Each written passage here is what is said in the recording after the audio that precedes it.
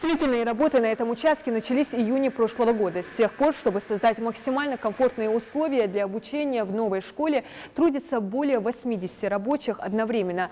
Местные жители довольны не только расположением нового здания, но и количеством ученических мест, а их 720.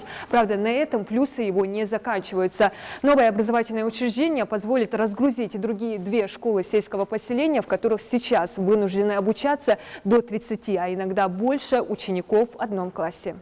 Белла Тазиева – ученица одного из таких классов, где за партами сидят около 40 детей. Так что девочке с количеством новых друзей повезло. Правда, мама Беллы понимает, что это большая нагрузка для учителя, и внимания физически не хватает и на всех первоклашек. Строительству нового учреждения радуются всей семьей и не дождутся его ввода в эксплуатацию. По словам Лейлы Битиевой, это решит не только проблему загруженности других школ. Да, детишкам ходить, во-первых, далеко. Дорогу переходить надо бывает. Но сейчас вот последний год у нас сделали тротуарчики хотя бы частично. Потом мы все время переживали, когда они вдоль дороги идут, что здесь движение. Очень часто бывали случаи, когда сбивали детей, даже взрослых. Конечно, то, что школа рядышком, это очень хорошо. Испытывать неудобства местным детям и их родителям придется недолго. Новое образовательное учреждение планируют сдать до конца декабря этого года. А чтобы ничего не помешало планам, подрядчик задействовал рабочие группы одновременно на всех 3 этажах здания. На каждом укладывают кафельную плитку в коридорах и уже готовятся постелить ламинат в классах. А еще месяц назад здесь только начинали шпаклевать стены. Вентиляцию закончили, в принципе. Основной вот сейчас плитка идет и шпаклевка. И сейчас начинаем покраску.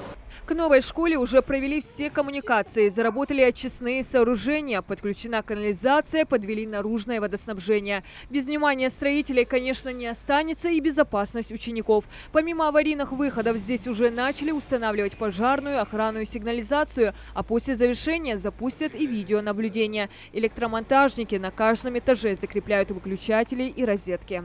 Электропроводка идет в завершающей стадии. Вот, нам скоро будем светильники вешать.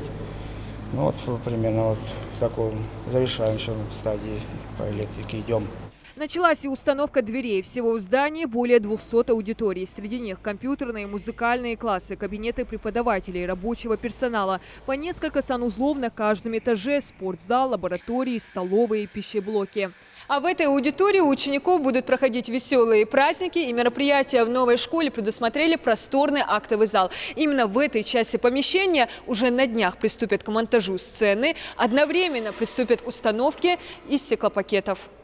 Тем временем завершаются фасадные работы. Благоустраивать будут и дворовую территорию. Сразу после установят освещение, урны, лавочки. По словам подрядчика, за ходом строительства наблюдают не только надзорные органы, но и неравнодушные к будущему сельских детей местные жители. Облицовка фасада заканчивается. Благоустройство вот сейчас основание вводим под асфальт, под бордюры и под плитку. Работаем. Насколько жители переживают, волнуются за строительство? Ну, местные жители здесь каждый день. Они здесь подходят, смотрят. Дают какие-то советы, замечания бывают? Без этого у нас не бывает.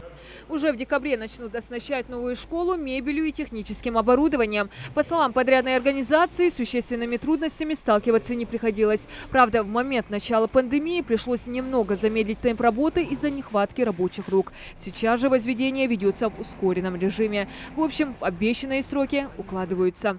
Диана Дударова, Магомед Белакиев, Новости 24.